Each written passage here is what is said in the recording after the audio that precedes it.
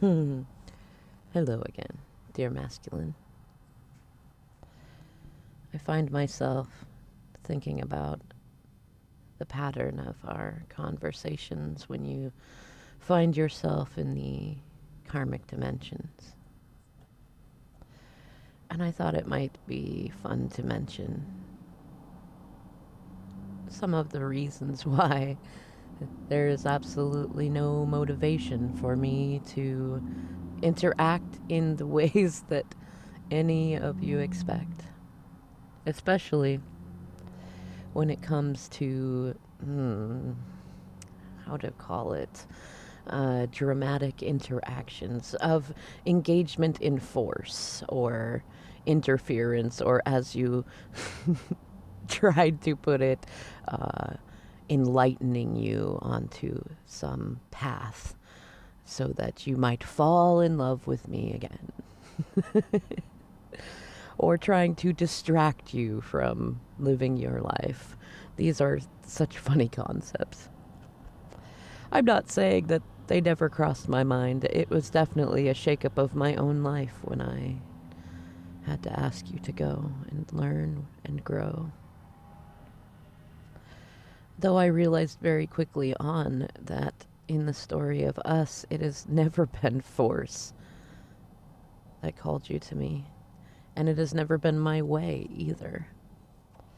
Yes, I like to have control, though I don't need it. And I know I have learned a lesson that all karmics will learn in time when the moment is divine. That to have someone by force, to coerce, to pressure, to belittle, to interfere, to try to convince, to attempt to force enlightenment, any of those things, all of those things, they do not bring the kind of relationship that makes the heart sing. And that, my dear masculine, is exactly the reason why I set you free. Because it seemed to be a lesson I had learned that you, I feel like you know it and you knew it then, but it really didn't sink in because of what you've been through. And I get it, especially seeing you reliving what you went through before we met and how those fears can get so deeply dug in. And I mean, I am partially amused and partially I feel so sad and empathetic for anyone who feels like force or manipulation or noisy distractions, gaslighting, power plays, how those could somehow be confused with love. And how those could somehow feel like the way to win a prize of a person's heart when really it's the best way to tear it apart. And I am comfortable with time and space. I have had my challenges with both, and patience is a virtue I have earned over and over again. Though, dear masculine, even if you did nothing, I would know. I would know that you're making your way back to me, as it's always been meant to be.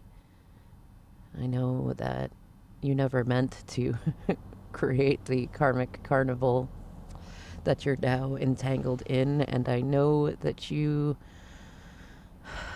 struggle with the paradox of being both a part of that world and a part of this one, of being both divine and karmic at the same time, trying to juggle both parts of yourself and reconcile and choose who you are in each moment and answer that infernal question: what do you want?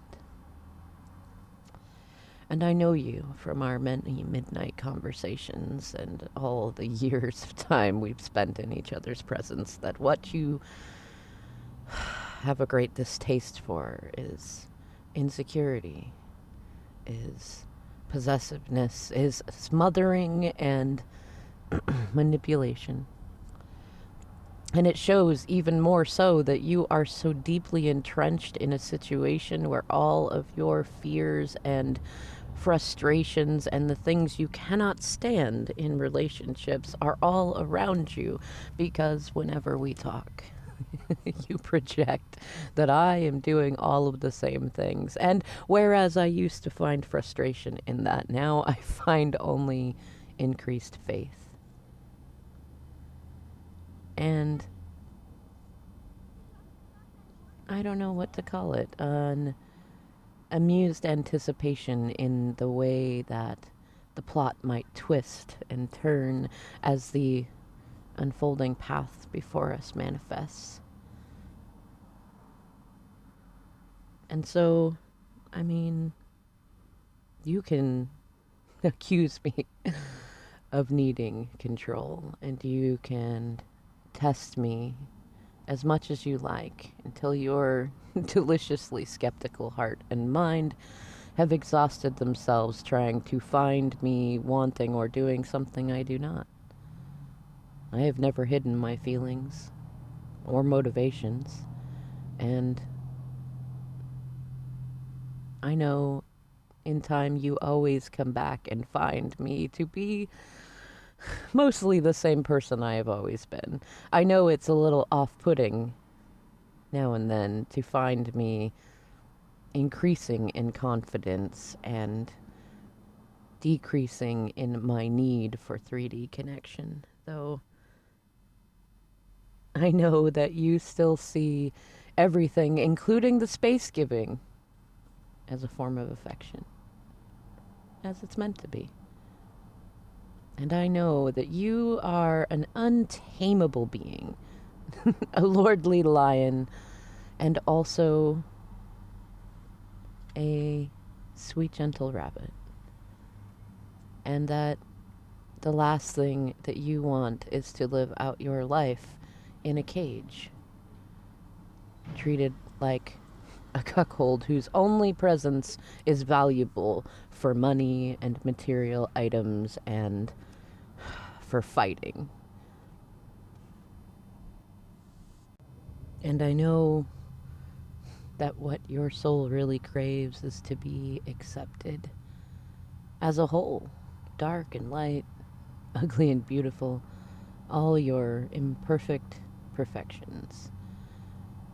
To never be treated as comparable or only valuable when you do what somebody wants. And I know, I know from what Spirit shows me, I know from the feeling in my heart, I know through intuition, and I know that despite yourself, you show me again and again as you come out of the drop cycles that you appreciate and value that I do not have any need nor motivation to contribute to the karmic carnivals, and that I am simply here, being myself. Neither waiting nor not waiting, not interfering, nor stopping myself from enjoying interactions with you just because they might be perceived as interference. And not struggling with any desire to control or need to have my way. And I can continue on that for as long as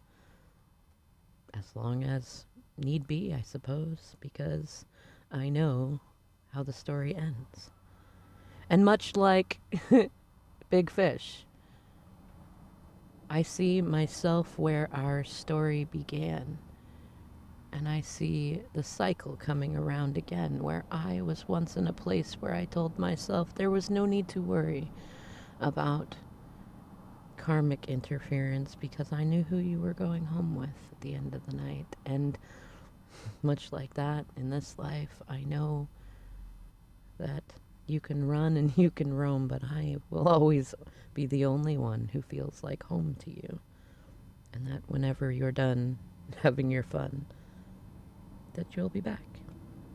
And that's more than enough for me.